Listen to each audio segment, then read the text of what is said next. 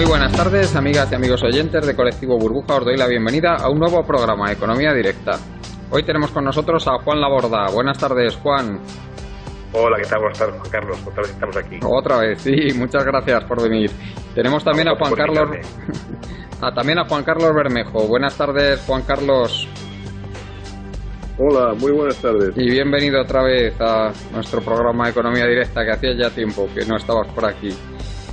Y tenemos también a una nueva incorporación, aunque es un conocido ya de mucha gente, de muchos oyentes de Colectivo Burbuja, que es el coordinador de la red MMT, de la red de la Teoría Monetaria Moderna, Stuart Medina. Muy buenas tardes, Hola. Stuart. Hola, buenas tardes. Un placer estar en el programa y, bueno, encantado. Gracias por la invitación. Muchísimas gracias y un placer tener aquí a un defensor de la Teoría Monetaria Moderna, uno más, que no eres el primero que pasa por aquí, pero desde luego uno de los más implicados seguro. Y un placer, desde luego, tener a alguien que sea un defensor de la MMT aquí. Bueno, pues hoy vamos a hablar básicamente de dos cosas. Vamos a hablar de pensiones con este auténtico origay que tiene montado el gobierno, con esa rebelión de los jubilados. Los jubilados también, según el CIS y otras encuestas, abandonando en masa al gobierno, pues se le está hundiendo su base electoral y desde luego en Moncloa están saltando todas las alarmas.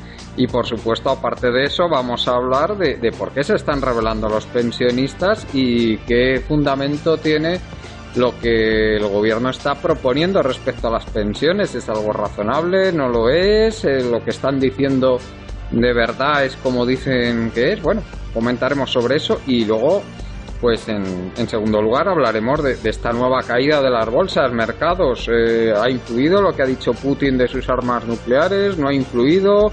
¿Qué otros factores hay detrás de esta caída de las bolsas? Nueva caída, parecía que se estaban recuperando después del zapatazo que pegaron las bolsas hace unas semanas y ahora pues otra vez se nos vienen abajo. Bueno, parece que las bolsas están bastante delicadas y esto es mucho más importante de lo que parece, como nos dirán nuestros contertulios. Bueno, empezamos con tema de pensiones.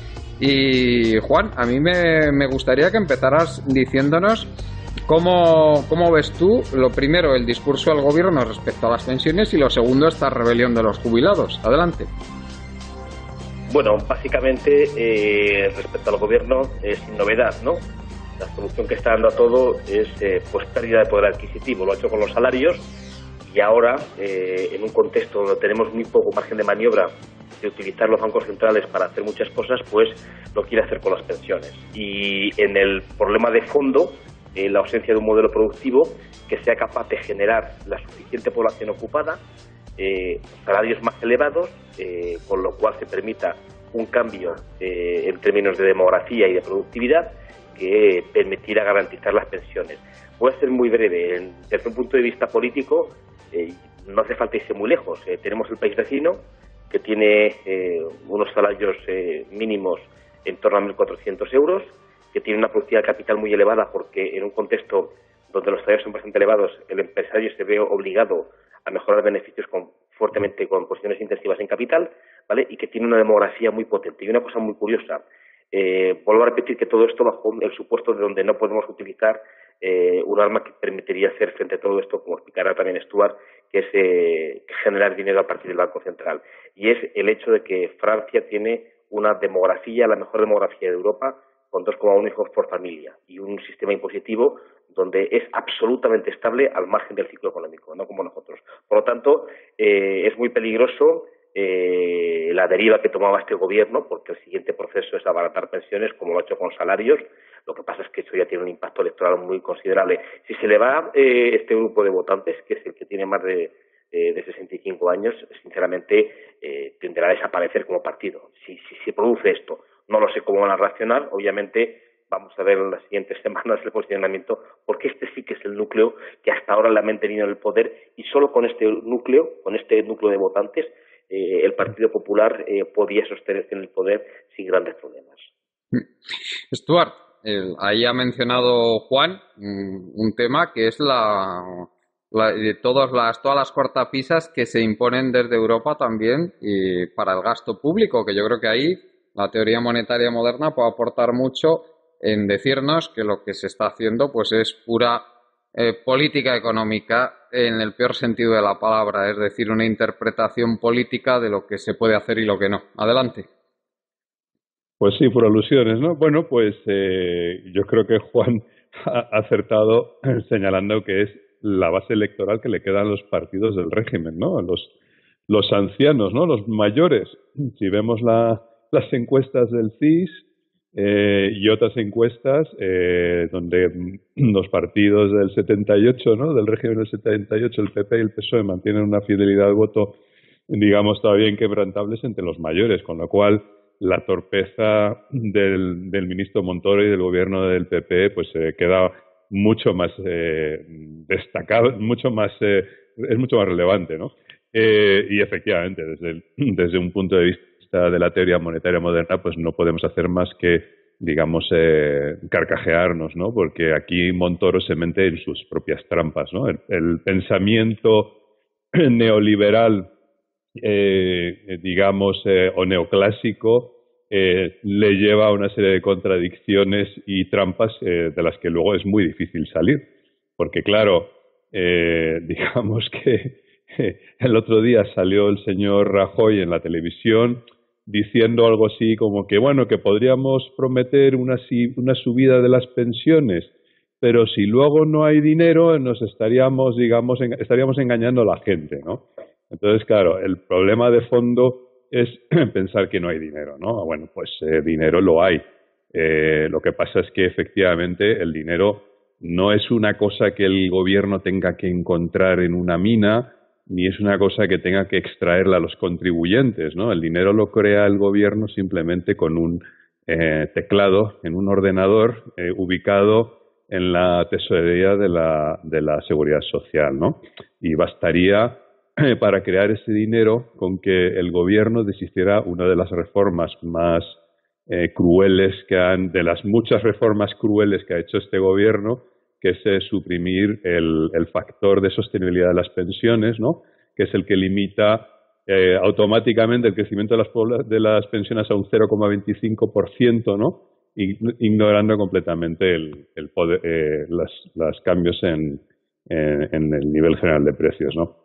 Es decir, que el señor Rajoy tiene el poder de crear el dinero, igual que lo tiene para rescatar a las autopistas, o igual que lo ha conseguido para rescatar los bancos y las cajas de ahorros cuando tocó hacerlo. Es decir, el dinero se crea. No es que haya que buscarlo ni hay que encontrarlo. El dinero lo crea el gobierno. Incluso dentro del estrecho margen que nos permiten los tratados de la Unión Europea, que limitan el crecimiento del gasto, incluso en esos estrechos márgenes, digamos que es una decisión política qué partido de gasto hay aumento y qué partido de gasto deciden aumentar. Entonces el gobierno tiene sus prioridades, ¿no? Y entre sus prioridades efectivamente está rescatar a los amiguetes, ¿no? Del capitalismo de amiguetes, de las autopistas, y entre sus prioridades está aumentar el gasto militar, pero entre sus prioridades no está aumentar el gasto en pensiones, porque claro, cuando te metes en la trampa de que las cajas de la seguridad social tiene que estar digamos equilibrada y que las pensiones tienen que ser financiadas desde las cotizaciones a la seguridad social, pues te vas a meter en este tipo de trampas, ¿no? Hay un tema importante que has señalado ya, si quieres, muy breve, ya verás. Dos cosas que dijo Rajoy, porque esto luego queda en el subconsciente de los ciudadanos, porque la prensa lo repite como loritos, ¿no? ¿Os acordáis que dijo que el gobierno no es como una familia, que no puede gastar más allá de lo que ingresa? Obviamente tendría que explicar entonces por qué bajo su gobierno la deuda soberana ha aumentado en 700.000 millones, por ejemplo, ¿no?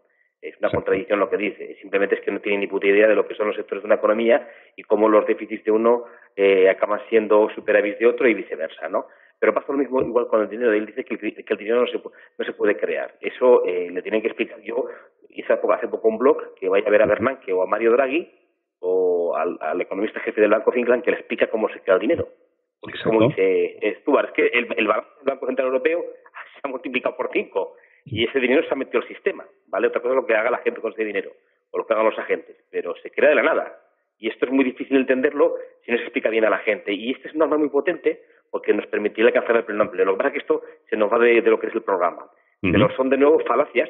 Oiga, el gobierno no puede gastar más allá de lo que ingresa. Bueno, perdone, usted ha gastado mucho más allá de lo que ingresa mediante 9 millones, que no le queda más cojones. Lo que pasa es que una parte de esa deuda tiene que ver con deuda no legítima, ¿no? Pasa igual con el dinero. El dinero se crea, lo que hablan los bancos centrales, y vuelvo a repetir que esto lo explicó muy bien Ben Bernanke ante el Congreso americano, y se lo puede explicar Mario Draghi, cómo ha multiplicado por 5 el balance del BCE. Son cosas que se han transmitido de tal manera, los economistas hemos hecho tanto daño, que la ciudadanía tiene una idea mala o errónea de lo que se puede hacer con instrumentos de política económica, y esto es muy peligroso. Bueno, es que además ahí caemos... Sí. Bueno, perdona. Sí, sí. Luego otro comentario. Sí, simplemente era para... Que el daño es generalizado, o sea, el daño que ha causado el pensamiento neoclásico en todos los partidos es generalizado. Sí, pero yo creo que ahora, si queréis, que este es un tema muy importante, lo tratamos después de que hable Juan Carlos, porque es que creo que creo que es muy importante explicar a los oyentes por qué se ha transmitido a la ciudadanía este tipo de pensamiento, que no es una casualidad ni que sea una moda intelectual entre los economistas ni nada de eso, sino que hay algo de mucho más calado detrás. Pero bueno, primero vamos a darle la palabra a Juan Carlos. Adelante, Juan Carlos. Bien, yo creo que, aunque muchos de los oyentes ya lo sabrán, pero yo creo que es bueno explicarles cuál es la situación ahora mismo de las pensiones en España. Para que se hagan una idea, los oyentes, lo que el Estado recauda en pensiones al año aproximadamente son unos 130.000 millones de euros. Pero sus gastos son unos 149.000 millones. Es decir, hay un agujero de 19.000 millones. ¿Cómo tapa el agujero el gobierno? Por un lado, lo tapa con 8.700 millones, que es lo último que se ha fundido de la famosa hucha de las pensiones, y el resto con un crédito emitiendo deuda pública. Es decir, son 10.000 millones de euros de emisión de deuda pública, que no es ni más ni menos que decirle a la gente, pues mire, va usted a pedir un crédito para pagarse el sueldo, porque luego lo vamos a tener que devolver, no solo los pensionistas, también el resto de españoles, ¿no? Esto es un poco la situación de las pensiones. Entonces, y se dice, ¿por qué hay menos ingresos ahora que en la época por ejemplo, en el 2008, que fue el último año en el que hubo superávit en la seguridad social? Bueno, pues es muy sencillo. Es decir, España pues no ha recuperado el nivel de PIB que tenía en el año 2007, como dice Rajoy, porque habría que aplicarle la inflación que ha habido en estos años para poder decir que estamos en el mismo nivel de PIB. Y entonces, como eso no es así, pues entonces la riqueza no es la misma que la que teníamos entonces. Segundo, la crisis ha provocado una bajada de salarios descomunal y, por lo tanto, de las cotizaciones sociales. Es decir, la seguridad social ingresa menos dinero, pero a la vez las jubilaciones que se están produciendo en los últimos años son muy altas, porque las bases de cotización son mucho más elevadas que las de los decenios anteriores. Por lo tanto, esas pensiones cada vez son más caras. ¿Qué está ocurriendo también? Pues que el modelo productivo que se está proliferando en los últimos 10 años pues es la de generación de bienes y servicios de bajo valor añadido y cada vez un menos peso industrial. Por lo tanto, eso también repercute en la riqueza y en los salarios que se generan con todo esto. ¿Qué están haciendo los partidos políticos? O sea, ¿qué es lo que proponen para arreglar esto? Pues, por un lado, proponen subida de impuestos, subidas de impuestos, y eso a día de hoy es imposible porque España es ya uno de los países con una presión fiscal más elevada de toda la OCDE, ¿no? A pesar de lo que digan algunos estudios económicos a sueldo del gobierno, ¿no? Como Funcas o el BBVA, RISES y toda esta parafernalia, ¿no?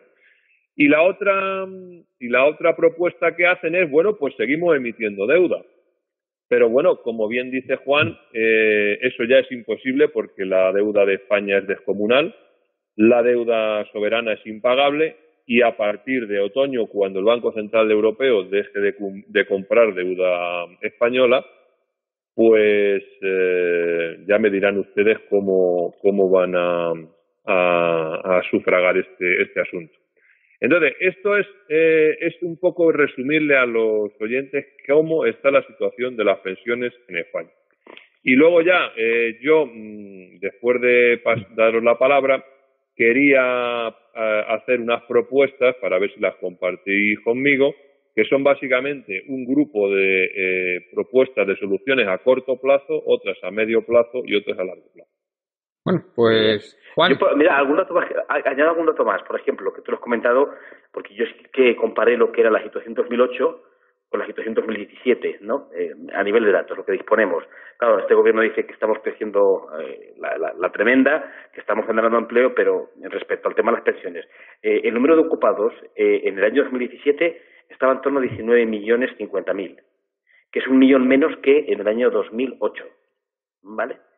1 millón menos de población ocupada. Además, con un problema, y es los salarios. Yo las estadísticas salariales no me las creo mucho, pero bueno, a pesar de eso, lo que tengo es que apenas ha variado el salario medio. Estaba en torno a 22.000 euros el año 2008 y el año 2017 sigue estando en esos niveles, más o menos, en torno a 23.000 euros. Vuelvo a repetir que esto es un promedio. Por lo tanto, tenemos menos activos sin modificación del salario. Esto es por lo que todos sabemos. El modelo productivo es el que es y no da más de sí.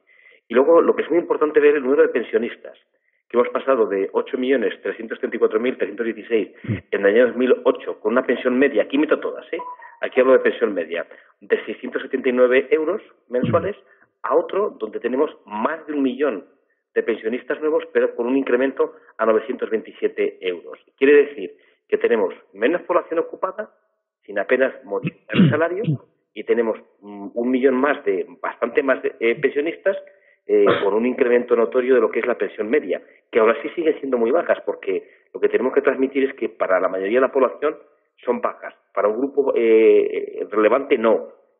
Para un grupo relevante son pensiones que están en el tope máximo, pero el promedio sigue siendo baja, son 927 euros. Quiere decir la cantidad de gente, especialmente desde el lado de las mujeres y desde las viudas, donde son absolutamente miserables, ¿vale? Este es un poco el picture. Y luego nos tenemos que ir, como siempre, a que el sistema impositivo español es un desastre, es un modelo productivo absolutamente erróneo, basado en pesos excesivos de estos servicios y una economía siempre dirigida por burbujas inmobiliaria, y esto requiere un cambio radical y de medio y largo plazo para que la demografía y sobre todo lo que es la generación de población activa y de salarios compense lo que tenemos ahora, y sobre todo las previsiones de pensiones. Yo, por ejemplo, si veis lo que dice el INE en tema de pensiones, las estimaciones que tiene son alucinantes.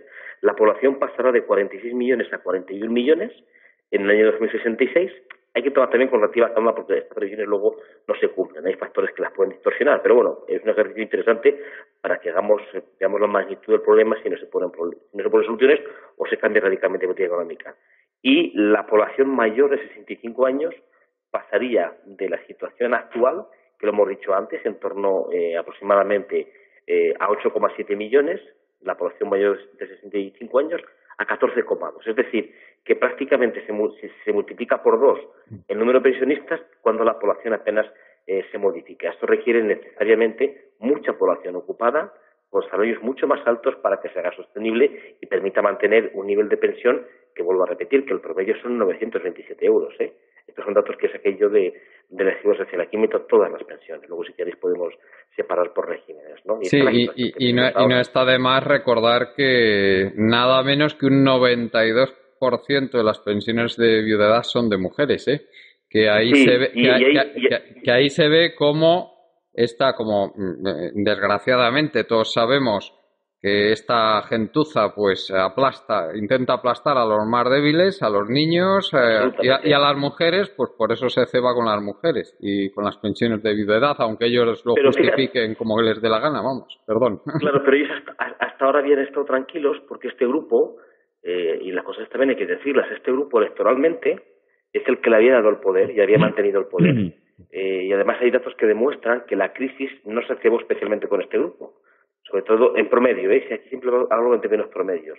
Mientras que esto existe datos. Vamos, por ejemplo, a la encuesta de presupuestos familiares, pasa que va con retardo, la última es 2015, pero ellos en la del 2014 analizaron cómo fue la percepción o la evolución de la renta y riqueza durante la gran recesión, según las características del hogar, según el principal perceptor de rentas del hogar fuera un joven de 35 años, una familia joven, o fuera un pensionista. Bueno, pues los primeros palmaron en términos de renta casi un 30% y en términos de riqueza un 50%. Solo tienen deuda, es decir, se ha cebado con los jóvenes la recesión. Sí, los ha destrozado literalmente. En cambio, los grupos donde el principal perceptor era un pensionista, paradójicamente, en términos de renta y riqueza, no ha perdido, que es un poco lo que comentaba el gobierno. Oiga, que estos, claro, electoralmente habían actuado defendiendo a este grupo. ¿Qué ocurre? Que ahora viene la inflación y al haber inflación ya no se mantiene el poder adquisitivo y luego la realidad de las pensiones es que hay mucha gente teniendo pensiones absolutamente miserables, especialmente lo que son viudedad, gente de salarios que ha trabajado duro pero con salarios bajos, y solamente ese núcleo duro que le ha dado el poder, que ha estado votándoles y que es una clase media que siempre suele estar al servicio del 1% de la población más apoderada o más adinerada, de manera increíble, que es inconsciente, pero es así, ¿vale? Es la que le ha mantenido y curiosamente ahora se le puede dar la vuelta porque van a perder poder adquisitivo si la inflación empieza a repuntar como está repuntando estos últimos meses, ¿no? Ese es el contexto en el cual nos movemos. Sí, pues Stuart, a mí me gustaría que nos hablaras un poquito, hablando de esa ideología que hay detrás de toda esta teoría económica neoliberal, que es la que se aplica. Pues bueno, ¿por qué esto no es casualidad, ni es una moda, ni resulte que esto sea como cuando Newton vio cómo eran las leyes de la física y la gente vio la luz y dijo, pues esto es la verdad, pues aquí pues vamos a aplicarlo porque es la verdad, que esto no tiene nada que ver con eso? Claro. Bueno, todo este pensamiento procede efectivamente, no sé quién lo ha mencionado, si Juan o tú, ¿no? Comparar al Estado con un hogar. Juan, ha sido así. Efectivamente, no me acuerdo quién ha sido, pero un Estado no es un hogar. Es cierto que el Estado español ha perdido su soberanía monetaria y eso no ha sido casual. Al final, renunciar a la soberanía monetaria es una forma de impedir que el Estado pueda trabajar en favor del bien común. Y esto no ha sido casualidad. Estamos... todo el aparato doctrinal neoliberal se basa en la idea que el Estado tiene que hacerse con recursos que tiene que quitarle al sector privado, ¿no? Y nos metemos en esa idea del crowding out, ¿no? Es decir, todo lo que hace el Estado desplaza al sector privado y, por tanto, además el Estado es ineficiente y el sector privado sabe mucho mejor qué hacer con recursos escasos. Y es mucho mejor que el Estado sea pequeño y reduzca su gasto, etcétera. Al final simplemente se trata de que, digamos, los recursos reales se encaucen hacia una minoría oligárquica, que es de lo que se trata. Y a mí lo que me gustaría es salirme pero explica un poco por qué razón estas políticas llevan a que... Para mí, Juan Carlos, hay una razón real. A ver si la explico históricamente y yo creo que Stuart estará de acuerdo. Vamos a ver. Una vez que el sistema monetario internacional pasa del patrón oro a tipos de cambio flotantes, claro, los gobiernos no tienen que mantener per se una divisa anclada en un valor y utilizar la política económica para mantener ese valor, con lo cual eres libre. De manera que tú puedes implementar... Es mucho más importante entender que desde que salimos del patrón oro, ¿no? En el sistema de Bretton Woods, es muy importante entender que desde entonces aquellos estados que han conservado su soberanía monetaria pueden crear dinero ad libitum, ¿no? Es decir, tienen total libertad para crear dinero. Pero fíjate, no lo han hecho.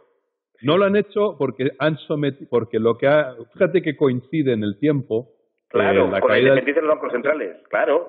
El auge de la ideología neoliberal. ¿Por qué coincide en el tiempo? Porque en ese momento entra en modo pánico digamos, el capitalismo se da cuenta que hay una crisis del sistema capitalista porque su rentabilidad empieza a caer y porque se dan cuenta de que de repente los estados tienen una capacidad de creación de dinero que permite cosas tan extravagantes para ellos como acabar con empleo. Eso para Uy, te perdemos un poco, Stuart. Perdemos Stuart. Stuart, si queréis, yo puedo retomar eso si quieres. Vamos a ver. Bretton Woods. Sí, Stuart, disculpa que es que no se te oye. Sí, no se te oye. Solo oímos una sirena por ahí de fondo. Bueno. ¿Oís ahora? Sí, ahora mejor, Stuart, sí. La sirena no es por ahí, no sé por dónde. No, lo que estoy tratando de decir es que en el momento en que los estados tienen o se liberan del patrón oro, surge el pensamiento neoliberal para asegurar que el Estado se somete a una disciplina que interesa a una oligarquía, ¿no? A una oligarquía capitalista. Y lo que tenemos que entender es que tenemos que salirnos del esquema neoclásico que ve al Estado como un hogar o como una empresa que primero tiene que financiarse para luego poder gastar. Eso es el esquema que desde la teoría monetaria moderna estamos intentando que la gente entienda. Entonces, me parece absolutamente irrelevante cómo se financian las pensiones. Es un problema absolutamente irrelevante. Me parece absolutamente irrelevante si la Caja General de la Seguridad Social tiene déficit o superávit. Es una cuestión absolutamente secundaria y para nosotros el déficit público es una variable puramente endógena y lo que tenemos que valorar son los efectos del gasto público y el déficit sobre la economía real. Eso es lo que tenemos que valorar. Entonces, aquí lo relevante para las pensiones, o para la sostenibilidad de las pensiones es simplemente que haya una generación de un excedente real, es decir, que haya suficiente gente trabajando y produciendo bienes y servicios para que esos bienes y servicios, una parte de ellos sean destinados a la población dependiente. Entonces, quizás la amenaza mayor para las pensiones no es el agujero de la seguridad social. Eso es una ficción institucional que además, fíjate qué curioso que la única partida de gasto del Estado, la única, porque defensa, educación, sanidad, todas las demás partidas están dentro de los presupuestos generales del Estado. Pero pensiones no. Pensiones se ha creado una caja separado y se mantiene la ficción institucional de que las pensiones se financian con las cotizaciones de los trabajadores. Lo cual merece toda una reflexión. ¿Por qué las pensiones tienen que ser financiadas con un impuesto sobre el trabajo? ¿Por qué no pueden ser, por ejemplo, financiadas con un impuesto sobre las rentas del capital? Por poner un ejemplo, ¿no? Eso es una decisión puramente política. No hay ninguna razón técnica ni de ningún tipo que justifique que las pensiones o el gasto en pensiones tenga que depender de unas cotizaciones a la seguridad social. Son fenómenos que deberían ser completamente independientes, porque desde el punto de vista de la teoría monetaria moderna, el gasto precede al impuesto. Y el gasto es lo que pone el dinero en circulación y el impuesto lo único que hace es destruir el dinero que ha puesto el Estado en circulación. Entonces, eso es lo que tenemos que entender. Lo que nos debe preocupar no es, creo que tenemos que dejar de crear alarmismo en la sociedad acerca de la sostenibilidad de las pensiones, porque esto es muy conveniente para el miedo que aprovecha los partidos conservadores y también es muy interesante para los negocios privados de los fondos y planes de pensiones, que esto en realidad es lo que está detrás de muchas de las mensajes que lanzan desde la banca. Fijaos cómo los mensajes sobre los mensajes alarmistas sobre el agotamiento de la hucha de las pensiones se refuerza justo a finales de año, que es justo en el momento en que te empiezan a llamar los bancos para recordarte que hagas una aportación a tu plan de pensiones, ¿no? Lo cual no es nada casual, por cierto, ¿no?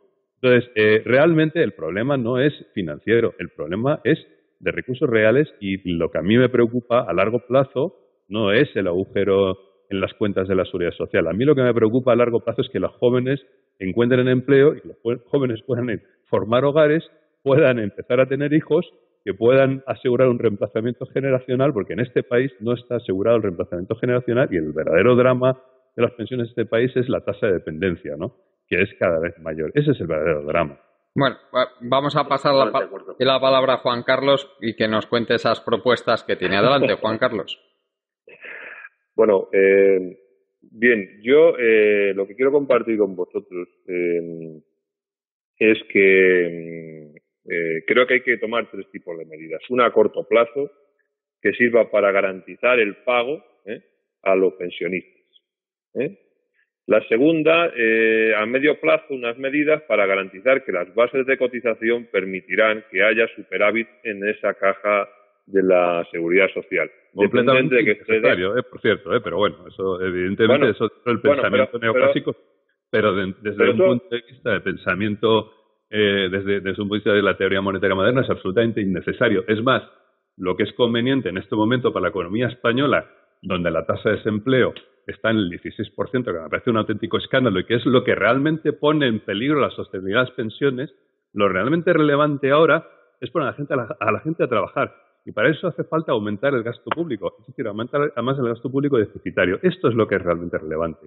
La sostenibilidad de la caja de la Seguridad Social se resuelve simplemente financiando o pagando las pensiones desde la caja general del Estado, no la caja, y olvidarnos de una vez de esta separación ficticia entre caja de la Seguridad Social y caja general del Estado. Esto es lo que realmente tenemos que superar, ¿no? Vamos a dejarle a Juan Carlos que acabe, sí, primero. Pero pero que vamos a respetar los turnos, Stuart. Sí, continúa, Juan Carlos. Decía unas medidas a medio plazo para garantizar que las cuentas salgan. Me da igual que estén dentro o fuera del presupuesto. Y tercero, medidas a largo plazo para garantizar que la masa de ocupados va a poder soportar a la masa de pensionistas. Entonces, dentro de las medidas a corto plazo, la primera que yo propongo es que todas las pensiones que tienen que ver con viudedad y orfandad, que son aproximadamente unos 20.000 millones de euros, esas inmediatamente se incluyan dentro del presupuesto, de los presupuestos generales del Estado. Es decir, que se saquen de esa caja virtual que comparto esa percepción también con Stuart. ¿Por qué? Porque este es el colectivo más desprotegido de todos y tienen que estar garantizados dentro de los presupuestos generales del Estado, como los propios funcionarios. Segunda medida a corto plazo. Tenemos que coger el dinero de donde hay y ponerlo donde hoy no hay. ¿Y dónde hay dinero a esfuerzas que se está despilfarrando? Pues en la industria política. La industria política son 100.000 millones de euros de despilfarro anual que tenemos que pagar todos los españoles en esos presupuestos generales del Estado. Y ahora voy en paralelo con lo que decía Stuart. Vamos a coger dinero de esos presupuestos generales del Estado y de los presupuestos de las comunidades autonómicas y de las entidades legales. Que fíjate, te voy a decir, tenemos aquí cifrado, duplicidad entre administraciones 36.000 millones, empresas públicas que no sirven para nada 15.000 millones, asesores que no asesoran 6.000 millones, coches oficiales, embajadas, organismos para el estudio de las viabilidades, pero esto multiplicado por 17, fundaciones, etcétera, etcétera, etcétera. 100.000 millones de euros, de ahí, esto es una medida a corto plazo, se recorta toda esa industria política que solo sirve para colocar a 2 millones de enchufados y de amigos, familiares y correligionarios de los políticos, y de ahí se coge el dinero y se pone para pagar las pensiones. Repito, me da igual que esté en una caja fuera o dentro. Si está en los presupuestos del Estado, pues está, perfecto. Pero de ahí, con esto, medida a corto plazo, ya tenemos garantizadas las pensiones para 10 años, como mínimo. Medidas a medio plazo. Pues hombre, lo que hemos comentado Juan y yo miles de veces cuando hemos tenido ocasión. España cumple con todas las condiciones geopolíticas y geoestratégicas para ser una potencia mundial a nivel económico, a nivel estratégico y a nivel logístico. Y tenemos que poner al país con un tejido productivo que permita crear bienes y servicios de alto valor añadido para poder generar grandes salarios, gran competitividad y grandes cotizaciones sociales. Y esto poner al país al menos con un peso en la industria del 35% del PIB como los países de nuestro entorno. Y para esto, señores, se necesita inversión estatal, como el modelo surcoreano. una función de capital riesgo que permita invertir en sectores estratégicos como la energía, la automoción, la aeronáutica, todos esos sectores donde España ha vendido todos los activos que tenía en el pasado y las telecomunicaciones, por supuesto. Pues todo eso, volver a crear ese modelo, ese tejido productivo que cree grandes industrias competitivas dentro de esos sectores. Y tercero, las medidas a largo plazo tienen que ver, lógicamente, con la demografía. Es decir, en España necesitamos aumentar desesperadamente la población y por ende la población de ocupados. Porque si la población española no se pone al nivel de naciones como Francia o como Italia, pues será imposible que podamos cumplir con estos objetivos que nos estamos marcando. Y para eso hay dos barreras fundamentales que ocurren en este país. Uno es el nivel económico. Es imposible que las familias, primero, se creen más temprano las familias y segundo, que puedan tener hijos, porque no tienen dinero para poder desarrollar una familia. Y segundo, el problema de la vivienda. En este país, la especulación de la vivienda continúa y tiene que haber una regulación que no permita que la vivienda sea un bien especulativo, porque un bien de primera necesidad no puede ser especulativo. Y que las parejas jóvenes tengan que destinar más del 60 o el 70% de sus sueldos a pagar las viviendas, eso no permite que haya natalidad, porque las parejas ya ahora se crean a una edad muy tardía. Y además la inestabilidad laboral y la falta de conciliación laboral no permite que las parejas tengan hijos. A lo sumo pueden tener uno o dos. Y con esa trayectoria nunca podremos alcanzar niveles de natalidad. Por lo tanto, hay que reducir la jornada laboral a 35 horas. Eso es un paso fundamental. Y segundo, hay que regular los precios de las viviendas como bien de primera necesidad. Y tercero, fomentar la formación profesional, porque lo que estamos creando aquí son millares y millares y millares de universitarios que luego no encuentran respuesta en el mercado laboral. Y tenemos que fomentar los oficios para que empiecen a ganar dinero en edades tempranas y puedan crear familias a edades más tempranas de lo que se está haciendo. Bueno, os voy a... un punto de acuerdo con pero os voy a pedir, por favor, que vale. ya seáis breves con este tema, porque es que nos queda otro y si no se va a ser el programa eterno. Sí, sin duda. Vale, adelante. ¿Puedo decir una cosa yo, breve, que sobre propuestas no he comentado nada? Vamos a ver. Un poquito, yo creo que se pueden solapar las dos propuestas.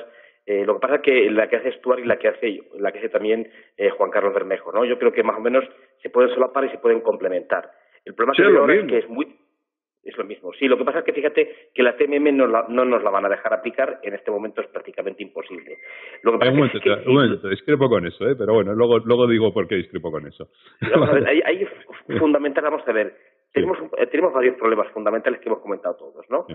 Que es la caída de población ocupada, estancamiento salarial, incremento de pensiones e incremento de pensionistas y de pensión media. Un modelo productivo que ya no da más de sí, basado en una productividad baja del trabajo y una desigual distribución de la renta. Y una demografía donde se incrementa la esperanza de vida, pero la tasa de natalidad es la más baja del mundo. Eso es el coste con el cual las pensiones es explosivo y si no se hace nada es un problema, ¿vale? En el corto plazo, yo estoy de acuerdo con lo que dice Juan Carlos. Si analizamos todo lo que ha dicho, el tema de la vivienda, el tema de los impuestos y demás, la primera idea sería cambiar radicalmente el sistema impositivo, ¿vale? Radicalmente, para justamente evitar lo que está pasando con todo el tema de la especulación inmobiliaria, al suelo y demás, ¿vale? Lo que hay que tender a hacer es que el impuesto del trabajo, el impuesto el IVA, incluso el impuesto de sociedades en las pequeñas y medianas empresas, hay que bajarlo. Y empezar a recaudar... ¿Es un infierno fiscal? España es un infierno fiscal. Claro, España es un infierno fiscal. Tratar de sacar de aquello donde los grandes rentistas del país se aprovechan. Esta vez lo hemos comentado con Juan Carlos. Todo el tema relativo al suelo, vale, pero hay que hacerlo muy bien porque tiene que afectar solo al grupo de gente que realmente se la está llevando calentita a su casa. Y luego, esto es fundamental, el cambio del sistema impositivo es fundamental. Y luego, en el medio y largo plazo, hay que cambiar el modelo. Y es ahí donde yo creo que la TMM es fundamental. ¿Por qué? Porque es necesario entender el papel del Estado, porque nos han contado unos cuentos chinos que son fundamentales. Corea es un país absolutamente capitalista, pero la situación actual la diseñó el gobierno coreano, ¿vale?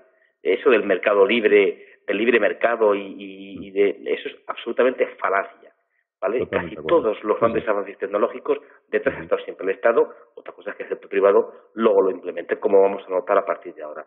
Y eso se puede complementar todo, ¿vale? Y luego, obviamente, tiene que ser todo vía presupuestos generales del Estado. Pensar, por ejemplo, que hay países como Dinamarca, donde prácticamente el 50% de las pensiones se financian con los ingresos del Estado. ¿Vale? En otros, por ejemplo, como Francia, hay un impuesto que es el segundo que más recauda exclusivamente para esto. Y luego España es un país muy falaz, basado en burbujas, donde hay gente que se ha forrado con ellas, pero que los impuestos no son constantes. Dependiendo de la fase del ciclo, suben o bajan sobre PIB la cantidades bestiales. En Francia es muy estable, pero en España es necesario entender que el sistema impositivo ya no admite más impuestos, porque van a ir siempre al factor trabajo y a la pequeña y mediana empresa, porque el resto no paga nada. Y esto ya no es sostenible. Así es la única realidad. ¿Vale?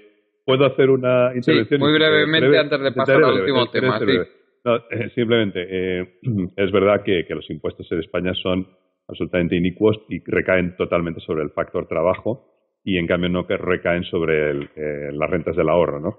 Pero tenía un punto de acuerdo con Juan Carlos, así como discrepado en el aspecto fiscal, y eso yo creo que es porque evidentemente quizás Juan Carlos, bueno, tendríamos que hablar de teoría monetaria moderna y entenderla, pero sí que estoy muy de acuerdo en la necesidad de un cambio del modelo productivo. Lo que pasa es que dentro de los estrechos márgenes que nos permite la Unión Monetaria Europea y dentro del euro va a ser muy complicado, porque lo que nos hace falta aquí es un banco público que haga una función de inversor de capital riesgo, que, digamos, reoriente recursos que o bien que están ahora ociosos o que están utilizados de forma ineficiente, los reoriente hacia actividades mucho más innovadoras. Eso, por ejemplo, Juan Carlos, eso lo hace Alemania. Correcto, a través del KfW. La KfW lo ha hecho Francia. Francia lo puso con el BPI. Y el BPI en Francia, sí. El KfW alemán tiene un balance que me parece recordar que supera los 20.000 millones de euros. O sea, una cartera de créditos que supera los 20.000 millones de euros, ¿no? En España, el ICO, que es lo único que queda de banca pública, el gobierno de Rajoy se ha dedicado a desmontarlo y hemos pasado los amiguetes, que son ineficientes, claro. Luego fíjate, Holanda, el Banco del Agua. Han recortado el Banco del Agua, el Bank Public de Investissement en Francia, por ejemplo. Es que eso dentro del euro se está haciendo y los países centrales lo tienen, o Corea es el caso más evidente, ¿eh? O en Estados Unidos Dakota, por ejemplo, lo que es una pasada. Exactamente, pero quiere decir que en España lo que hemos hecho es desmantelarlo, hemos desmantelado el banco. Para dárselo a los amigos, lo que ha pasado aquí, que es lo que estamos viviendo. Eso es evidente. Es evidente, es lo que tenemos. Aquí se han vendido todas las industrias estratégicas, no nos queda nada, no nos queda absolutamente nada. Nada, media. Efectivamente. Bueno, cambiamos de tema. Sí, vamos a pasar ya al tema de los mercados, si os parece, y ya más brevemente, que las pensiones. Entiendo que era tal vez más interesante para los oyentes el tema de las pensiones, pero bueno, vamos a tratar, aunque sea un poco más resumido, el de esta caída de los mercados, aunque, Juan, si no me equivoco, va a llegar un momento en que no sea el tema menos importante, sino el más importante, ¿no? Adelante, ¿qué está pasando con los mercados? Bueno, hay varias cosas, ¿no? Hay varias cosas. En primer lugar, una perogrullada. Los mercados están desvirtuados por la actuación de los bancos centrales, ¿vale? De manera que han generado una serie de inflaciones que han hecho que la asunción de riesgo por parte de los inversores pues se haga sin mirar nada, ¿no? La búsqueda absoluta de retorno a cualquier precio. El momento actual, y yo no voy a entrar en cómo se calcula, pero a los precios de cierre de final del año pasado, todos los activos de riesgo globales, todos, sin ningún tipo de diferencia, estaban muy caros. Esto es muy raro. Históricamente siempre hay fases donde, por ejemplo, si nos acordamos de la burbuja tecnológica, había alternativas dentro de bolsa. Si nos acordamos de la gran recesión, había alternativas a la renta variable. Ahora no. Ahora no hay ninguna alternativa. Tenemos todos los activos, tanto de renta variable como de renta fija, deuda soberana, me da igual, todos están muy caros. Y esto, con toda la cantidad de dinero que hay en el sistema, una economía muy financiarizada, no destinada a lo que es una economía productiva, sino meramente especulativa, es muy peligroso, porque al igual que las burbujas generan una sensación en la subida de fiesta y juerga, en las caídas generan una sensación de resaca muy dura, ¿no? Entonces, lo que está pasando es que estamos en una situación, la tercera burbuja desde el año 1998, pero a diferencia de las otras dos anteriores, es generalizada en todo tipo de activos, de manera que va a ser muy difícil que desde el lado de la generación de patrimonio, eso que se nos recomienda a muchos para ahorrar de cara al futuro y tener pensiones, fijaros lo que supone todo eso, la falacia neoclásica, otra de las grandes falacias, mercados eficientes, no se preocupen, los fondos de pensiones le darán, bueno, a los precios actuales muchos de ellos tendrían problemas y tendrían que ser rescatados con dinero público más adelante. Entonces, esa es la situación en la cual estamos ahora. ¿Cómo habrá que ver, para ser prácticos, en qué momento habrá que ver si lo que está pasando en mercados tiene impacto en la economía global? Muy sencillo. Habrá que ver si afecta a algún banco sistémico. ¿Vale? De manera que sí, lo que estamos viendo en mercados, además de generar pérdidas potenciales, que ahora son muy pequeñitas, hablo de esto implico que si se analiza de verdad en el contexto que he descrito, además de generar pérdidas y que los inversores sufran una pérdida patrimonial y de riqueza notoria, habrá que ver cómo impacta, y aquí sería muy interesante discutir algunos temas, cómo impacta incluso el posicionamiento de Luis de Guindos en el BCE, cómo impacta este proceso de pérdidas en algún banco sistémico, cómo afecta a la banca.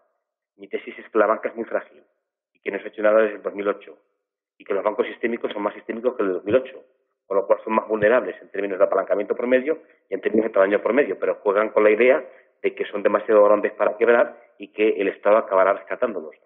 Es ahí donde tenemos que ver la gravedad de una caída de mercados financieros, ¿vale? Una caída de mercados financieros que afecta a un grupo de gente no muy grande de la población, porque al fin y al cabo quien ahorra y puede permitirse el lujo de jugar o tener posiciones de cartera, si analizamos, son los percentiles de renta más altos.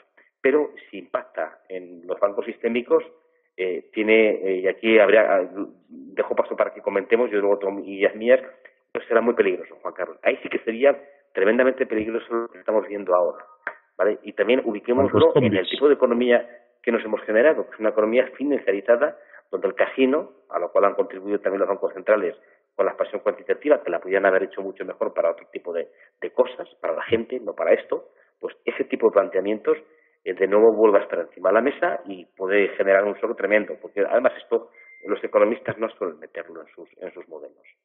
Claro. Luego sigo adelante, pero quiero dar paso para luego tener debate. Pues Juan Carlos, adelante. ¿Qué piensas de lo que está pasando en los mercados financieros ahora mismo?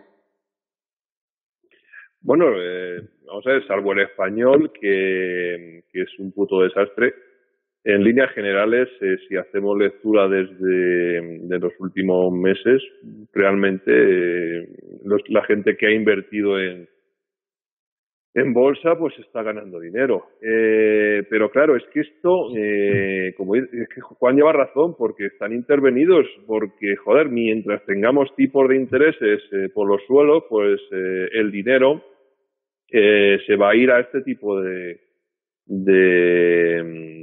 inversión, ¿no? Es decir, aquí tiene que regularse a nivel financiero el mercado del dinero, y que de una vez por todas empiece a tener valor este bien y empiecen a subir los tipos de interés para que podamos colocarnos todos en una posición concreta, pero sobre todo para que los ahorradores, digamos, de a pie se puedan situar y puedan ver algo de color dentro de sus patrimonios. En este sentido, yo, bueno, ya sabéis que no tengo mucha experiencia en mercados, porque además no me gusta invertir en acciones, me gusta más invertir en proyectos, pero lo que veo es que a día de hoy los que han tomado esa decisión han acertado, ¿no? Vamos, tampoco les quedaba mucha opción. El problema es que estamos hablando de situaciones de riesgo. Insisto, yo creo que en otoño van a cambiar las tornas y en cuanto cambie de manos la presidencia del Banco Central Europeo, pues Alemania igual saca a relucir cuál ha sido su verdadero plan durante todos estos años, ¿no? Que ha sido crear países satélites súbditos, ¿no? Incluidos España, que Rajoy es la valet de chambre de Merkel, ¿no? Ha hecho todo lo que le ha dicho y por supuesto hemos devuelto hasta el último euro a las cajas alemanas, ¿no? Que se prestó durante la burbuja. Pero ahí tenemos el ejemplo de Grecia, ¿no? Que se han plegado a todo lo que les han dicho y allí están en la más absoluta de las miserias.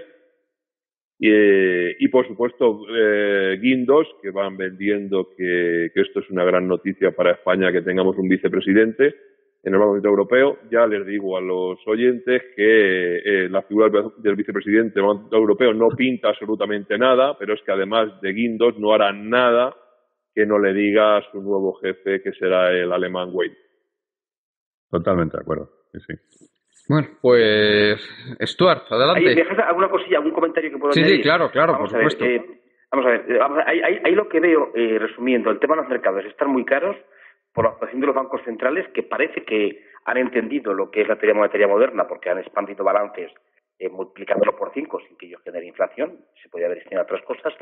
El problema que nos encontramos ahora, y es muy delicado, y yo lo voy a enlazar y voy a dar una interpretación muy personal mía sobre De Guindos y sobre lo que está pasando en el BCE. Vamos a ver, Europa la salvó Mario Draghi. Yo creo que aquí podemos estar de acuerdo todos. El famoso 12 de julio del 2012, haremos todo lo que sea necesario, créanme que será suficiente, fue Mario Draghi. Mario Draghi claramente no quería que fuera De Guindos, el miembro que ocupara la vicepresidencia del BCE. Yo creo que estaba dentro de la línea. Obviamente la persona que presentaba Irlanda, yo miré su currículum y era absolutamente espectacular. Puedes estar de acuerdo o no con su línea, pero era un tío que está ubicado a nivel de investigación entre el 5% de los mejores economistas del mundo. Nada que ver con el nuestro. A mí me preocupa otro tema y tiene que ver con el predominio alemán. Si yo tengo razón y de esta movida vamos a testear cómo se encuentran los bancos sistémicos, me da mucho miedo, sobre todo con una perspectiva alemana, porque además actuarán así, y es qué pasará con los bancos si de nuevo se produce una crisis del tipo 2008-2009.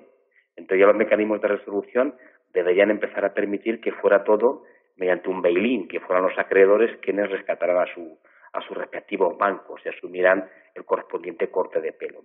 A mí me da miedo una propuesta que hizo la ortodoxia y que no hay que desdeñar, y es la posibilidad de que la siguiente crisis sistémica, la manera de rescatar sean a través de un impuesto sobre los depósitos. De manera que nos harán, y aunque parezca increíble, estas cosas están en papeles del FMI, en papeles que presentaron Carmen Reichert y Kenneth Rogoff, que hicieron un análisis muy interesante de la deuda privada, que los neoclásicos no lo hacían, pero ellos siendo neoclásicos lo hicieron muy bien. Me preocupaba que hacían un diagnóstico magnífico, pero la solución, una posibilidad, y esto es muy importante porque algunos de los bancos sistémicos, o el banco sistémico más importante de Europa es alemán, yo no voy a decir el nombre por no hacer publicidad, es alemán, y qué pasaría si realmente el apalancamiento que tiene este banco y el tamaño que tiene en la siguiente crisis financiera, pues explota.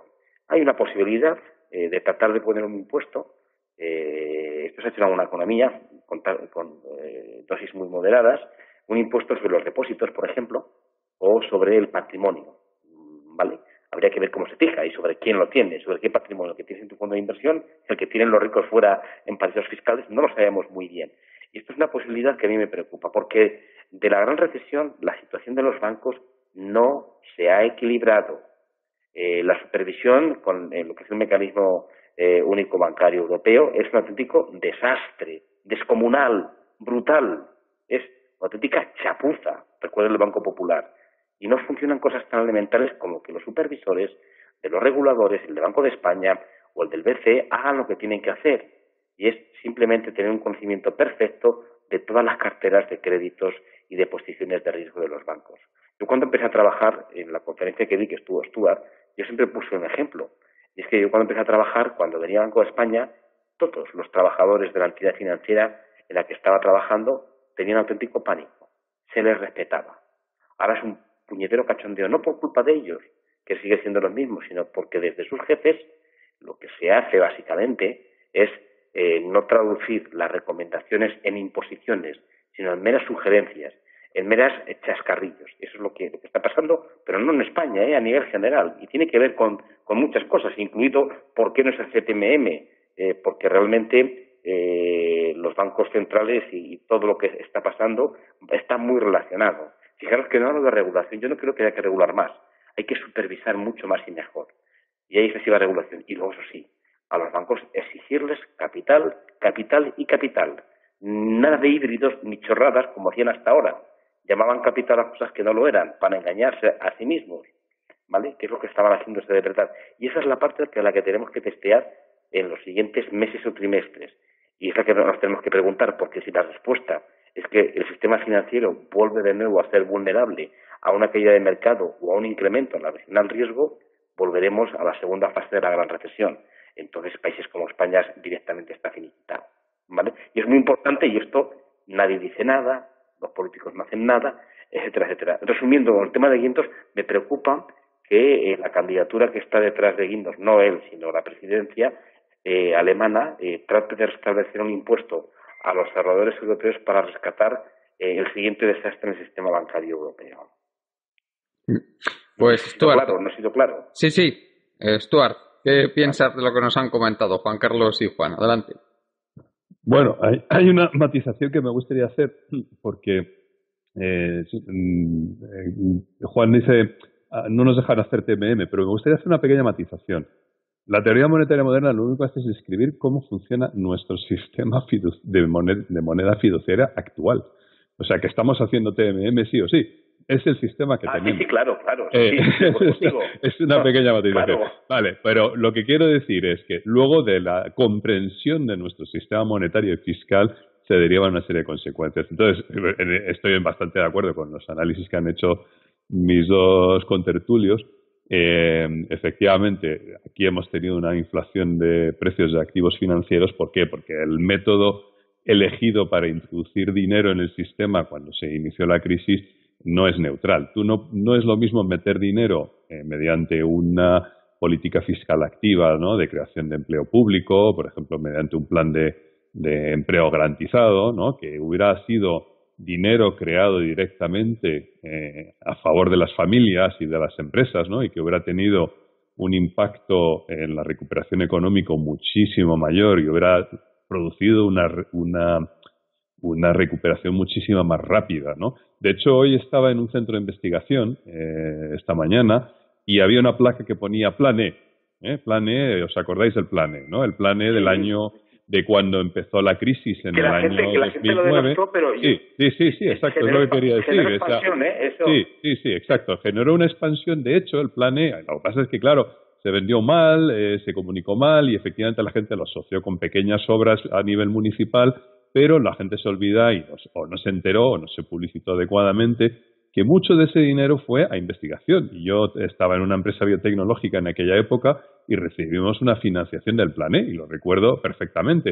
Es decir, la política fiscal habría sido la más eficaz. Habría metido dinero directamente en los bolsillos de la gente común. Pero no se optó por esa vía, y eso es ideológico. Se optó por la vía de meter dinero a través del quantitative easing o de la flexibilización cuantitativa, que lo que hace es meterle dinero a los bancos y a los fondos de inversión y a los fondos de pensiones. Eso no es casual. Claro, estos fondos de inversión lo que hacen es meter el dinero en activos financieros. No lo meten necesariamente, aunque la esperanza de la ortodoxia es que ese dinero va a acabar en inversiones reales. La realidad lo que ocurre es que acaba o bien en amortización de deuda de empresas muy endeudadas o bien acaba en especulación financiera. ¿Qué pasa? Que ahora se acaba el QE, se acaba la flexibilización cuantitativa. Hemos estado metiendo dinero desde el Banco Central Europeo a ritmo de 80.000 millones al mes, para que luego diga el señor Rajoy que no hay dinero para las pensiones, ¿no? Entonces, ¿qué ocurre? Esto se acaba. ¿Por qué se acaba?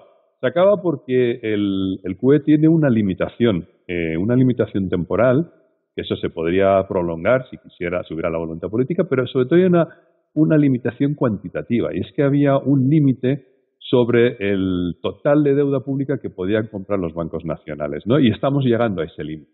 Y como no dejamos, y ya hemos llegado, y como no podemos aumentar el gasto público y por tanto no podemos aumentar el déficit, tampoco podemos emitir nueva deuda. O sea, estamos por una parte limitando el crecimiento de la deuda, aunque es verdad que el Estado español está muy endeudado, pero existen tantas limitaciones al crecimiento de la deuda que el Banco Central se está quedando sin activos que comprar. Por tanto, por expiración de plazos y por agotamiento de los activos que pueden comprar los bancos centrales, se acaba el QE. ¿Eso qué puede llevar? Pues efectivamente a una caída de las bolsas, y luego efectivamente tenemos un montón de bancos zombies. Y sobre todo estoy de acuerdo con mis dos contertulios en que la llegada de Bateman es muy preocupante, porque Bateman, como todo el mundo sabe, es un halcón de la austeridad. Sí, pero a Bateman le doy una semana de aguante frente a las presiones de Washington, ¿eh?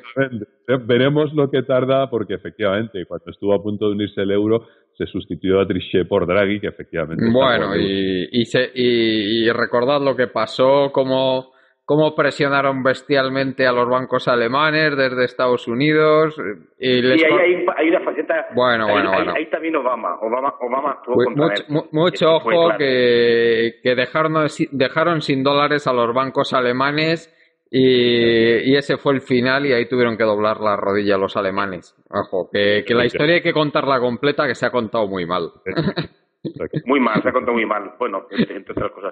Lo que pasa es que fijaros lo que estamos hablando de lo que hemos sacado. Fijaros, falacias económicas muy presentes en los manuales de texto y en el subconsciente que aparece en los medios de comunicación. Por ejemplo, todo lo que es el gasto público ejerce un efecto crowding out sobre el sector privado, inversión privada. Eso es mentira. Segundo, los tipos de interés los controlan los mercados. Mentira. El Banco Central ha demostrado la FED o el Banco de Inglaterra o el Banco... De hecho, la inversión pública tiene un efecto contrario, de crowding in. De crowding in. Esos son modelos ideológicos que aún me descojono cuando algunos nos critican sobre la heterodoxia y ortodoxia. No, es que me pongo de los nervios. Claro, lo que hace la inversión pública, por ejemplo, lo hemos visto en el ejemplo que yo siempre pongo en España es el del AVE, ¿no? El AVE, bueno, se puede criticar el modelo ferroviario del AVE, ¿no? Y yo hubiera apostado por otro tipo de modelo ferroviario. Pero qué duda cabe que todo el liderazgo que ejerció el Estado a través de las inversiones públicas en el AVE generó todo un sector ferroviario privado que pudo encontrar nuevas oportunidades de negocio. Pensemos en cómo estaba Talgo. Talgo en los años 90 languidecía, ¿no? Y no fue capaz de concursar por el proyecto del AVE a Sevilla porque no tenía la tecnología, pero hoy en día Talgo está compitiendo en mercados internacionales suministrando... Claro, es que eso es lo que dice María Mazzucato, y es que el Estado tira del sector privado, claro. O sea, que toda esta falacia de que la actividad del Estado desplaza al sector privado es completamente errónea, ¿no? Y el ejemplo en plenamente que has puesto tú de Corea del Sur, a mí me encanta Corea del Sur porque por dos motivos. Fijaos que es una península con una población de 46 millones de habitantes, ¿no?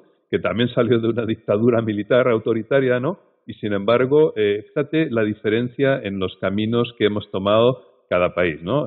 Somos países casi gemelos, ¿no? España y Corea del Sur. España hoy en día tiene una tasa de desempleo del 16%, Corea del Sur tiene una tasa de desempleo del 3%, ¿no?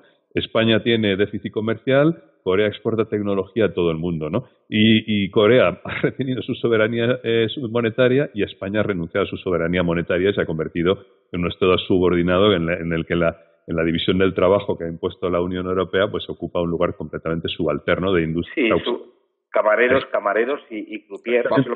Vamos, si os parece, a pasar la palabra a Juan Carlos, ya para ir terminando, para no hacer eterno el debate. Llevamos ya la hora cumplida, que suele ser la duración aproximada de estos programas nuestros. Juan Carlos, ¿qué tienes que decirnos, si quieres, ya para ir cerrando el programa? Adelante.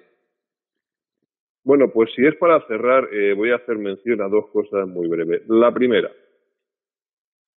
las reivindicaciones que están haciendo hoy los pensionistas se van a quedar en una broma cuando el 1 de enero del 2019 entre en vigor el factor de sostenibilidad. Que de esto no habla ni el gobierno, ni la oposición, ni los medios de comunicación, y yo no sé por qué. Porque, señoras y señores, cuando entre en vigor este factor de sostenibilidad, las pensiones inmediatamente se van a recalcular en función de la esperanza de vida. Las nuevas. Y como las nuevas. Y como la esperanza de vida como todo el mundo sabe, cada vez es mayor, eso quiere decir que les van a bajar la pensión. Es decir, al que haga sus cuentas y diga que le van a quedar X euros, que vaya pensando que será X por 0,9 y lo que sí. Pero es que además eso se regulariza cada 5 años. Por lo tanto, en resumen, contra más esperanza de vida haya, menos pensión vamos a cobrar. Y esto ya no es motivo para que salgan a la calle solo los jubilados, sino todos nosotros. Porque esto es un expolio que, repito, ni el gobierno ni la oposición, que la oposición que no oposita a nada, que no oposita a nada, porque es una vergüenza ver cómo Mariano se chulea de ellos todos los días en el Congreso, y que no haya nadie ahí que le diga las cuentas y las cosas claras. Bueno, pues esto es lo primero que quería decir. Y lo segundo, quería referirme a las palabras de un miserable, que es ni más ni menos que el gobernador del Banco de España, que ya ni gobierna banco ni gobierna nada. Un miserable llamado Luis María Linde, que nos ha dicho la lindeza, este miserable, nos ha dicho la lindeza, bueno, se la ha dicho a los pensionistas, de que, hombre, no se quejen porque ustedes, la gran mayoría, ya tienen la casa pagada, no tienen hipoteca y eso ya es como una retribución en especie. Miserables como estos son los que tenemos en el... Estos, a esta gentuza, que yo no sé cómo estos miserables y esta oposición que, repito, no oposita, no sé cómo no han pedido ya la cabeza de este miserable, y si no lo cesan, que le pongan una moción de censura a Rajoy, que lo manden a su puñetera casa. Totalmente de acuerdo. Yo totalmente de acuerdo. Pero fijaros que al final todo hay un tema que me preocupa mucho más. Todo se reduce a una cosa. La población española, año tras año, empezando por los jóvenes y ahora afectando a los pensionistas, las condiciones de vida son peores, empeoran con esta panda de desalmados que nos desgobiernan. Y hay que decir basta, hemos de cambiar el modelo productivo, claro. Hemos de recuperar la democracia que nos la han hurtado, además claro. Con leyes mordazas absolutamente miserables. Y hemos de decirles, ustedes nos han engañado. Y luego los medios de comunicación se han convertido en auténticos mercenarios al servicio de esta gente, ¿vale? Mercenarios, cínicos, demagógicos. Y esto es lo que estamos teniendo. Y cada día vivimos peor, menos unos poquitos y cada día acaparan más. ¿Hasta cuándo la población española va a permitir esto? No lo sé. Pero estoy de acuerdo con Juan Carlos en que una moción de censura es fundamental y necesaria ya. A estos individuos que se han reído de nosotros, nos han tomado el pelo, nos han estafado, han llegado a las elecciones dopados porque además engañaban a la gente, no pueden estar ni un segundo más. Y segundo, el sistema neoliberal ha fracasado. El sistema neoliberal como tal es un auténtico desastre y hemos de empezar a exigirles responsabilidades, empezando por las académicas, empezando por todos los economistas ortodoxos, que algunos de ellos tienen los huevos, los santos huevos de publicar cosas contra los heterodoxos, cuando no han pedido perdón por todos los errores que han cometido desde el año 2008, porque sus teorías son absolutamente falsas. Fijaros, y acabo con esto. La teoría del dinero que dan en Money and Banking en las facultades es exactamente lo contrario. Ahora algunos, las más formadas, empiezan a revisar y a cambiar los manuales, pero es exactamente lo contrario que se nos decía. Y esto así, una tras otra. ¿Vale? Pero aún tenemos ahí, en los medios de comunicación, en progres en España, solo se oyen las voces de aquellos que transmiten como peritos falderos auténticas gilipolleces. ¿Vale? Y esto ya, desde mi punto de vista, permitidme, yo no me suelo cabrear, pero es que ya es tremendo. Y lo de Mariano Rajoy, con que no hay dinero y con que el Estado es como las familias, eso es de una indignidad académica como economista brutal. También es cierto que la gente que le rodea, desde mi punto de vista, es muy floja intelectualmente, pero que muy floja, ¿vale? Y esto es lo que ha votado mucha gente. Espero que las cosas cambien a partir de ahora. Pues fijaos una cosa, al fin y al cabo que un conservador como Mariano Rajoy o Montoro defienda ideas que proceden del pensamiento económico neoclásico, pues tiene su lógica, porque todo el pensamiento neoclásico está construido precisamente para favorecer a la élite oligárquica a la que ellos representan. Lo triste no es que Mariano Rajoy y Montoro sean, digamos, devotos del pensamiento, de un pensamiento económico falaz y obsoleto y casposo. Lo triste no es eso, lo triste es cómo la izquierda también ha sido capturada por ese pensamiento neoclásico, ¿no? Una parte importante. Una parte importante. El PSOE al completo. Exacto. Quiero decir, cada vez que sale Pedro Sánchez para hacer una propuesta, pues lo más reseñado últimamente ha sido lo de la hucha de las pensiones, que de nuevo es caer en la misma falacia de que tienes que neoclásica, tienes que financiar las pensiones con el ahorro que cuando un Estado no puede ahorrar, y además es una cosa completamente absurda pensar que un Estado que coge el dinero la deuda de su bolsillo izquierdo y lo mete en su bolsillo derecho, porque eso ha sido la famosa hucha de las pensiones, que si habéis mirado la composición de dónde invertían, era simplemente deuda pública del Estado español, lo cual es completamente absurdo, porque si es como yo pusiera en un papelito, Stuart le debe a Stuart 100 euros y me lo guardara en el bolsillo y estuviera confiado en que tenía 100 euros más. O sea, es una cosa así de absurda, y sin embargo se nos ha vendido como que aquello era lo que garantizaba la sostenibilidad de las pensiones en el futuro, y el PSOE está completamente obsesionado con que dejó la hucha de las pensiones llena. Y nada, es que pero la socialdemocracia, Stuart, está en quiebra. Salvo la inglesa, que ofrece cosas interesantes con Corbyn, el resto ya está en Alemania como están también. O sea que... Exactamente, es tristísimo. Y luego no hemos hablado de Ciudadanos, que Ciudadanos en materia económica, y aquí sí que me gustaría comentar, porque yo cuando escucho a Juan Carlos Bermejo me quedo tranquilo, pero escucho a los líderes económicos de Ciudadanos y me entra un tembleque, porque son tan neoliberales o más que el gobierno actual. Algunos de ellos dejan al gobierno actual en posición absolutamente socialdemócrata, que verían algunos. No, es tremendo, es así. Esa es la realidad. Y luego los medios de comunicación. Sí que me gustaría un día hablar de los medios de comunicación. Sí, eso si queréis lo dejamos ya para el siguiente debate. Oye, para no cansar demasiado a la audiencia. Bueno. Sí, perdonad. Venga, perfecto. Pues os agradezco muchísimo vuestra presencia aquí. Muchas gracias, Juan Carlos.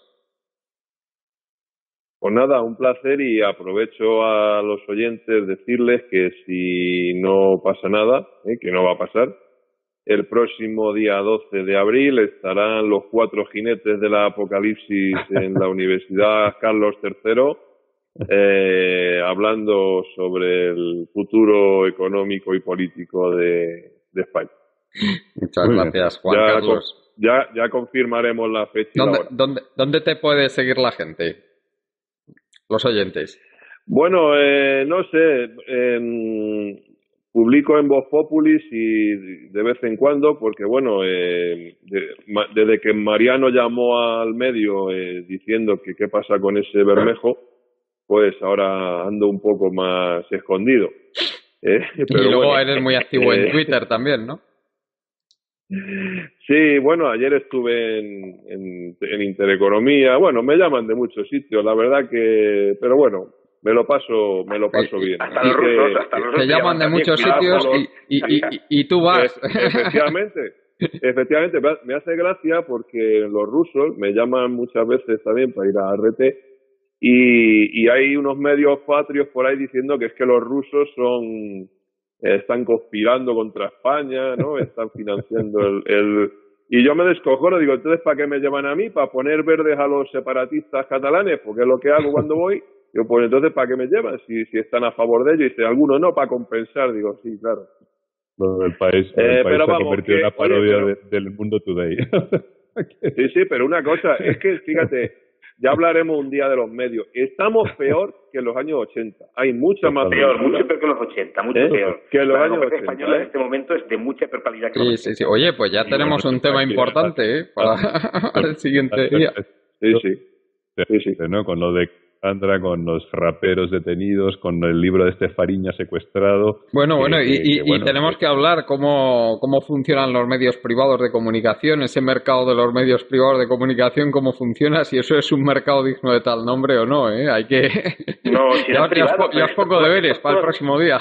Cobran del BOE. Es que en España todo lo privado es acojonante, porque no hay nada privado. El IBEX 35, que son todo antiguos monopolios naturales y bancos. Y luego los medios de comunicación, todos estos viven del BOE. Viven del compadreo con los políticos. España es un ejemplo de totalitarismo invertido a niveles extremos. Es una barbaridad. Y eso sí, la gente cada día peor, porque es la realidad de este país, tristemente. Claro. Pues muchas gracias también, Stuart, por tu presencia. A vosotros.